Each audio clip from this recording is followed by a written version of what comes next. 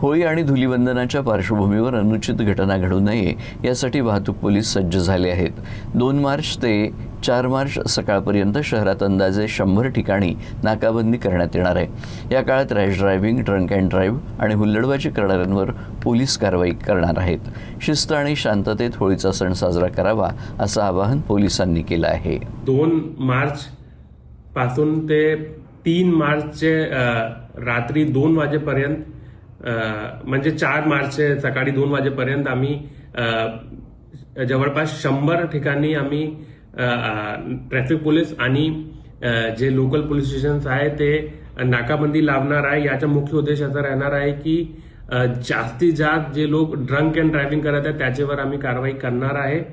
आणि जे लोक हुलिगनिझम करत आहे, ट्रिपल सीट ड्रायव्हिंग होलीचे त्योहारामध्ये किंवा rash driving, over speed driving त्याच्यावर आम्ही कारवाई करणार आहे.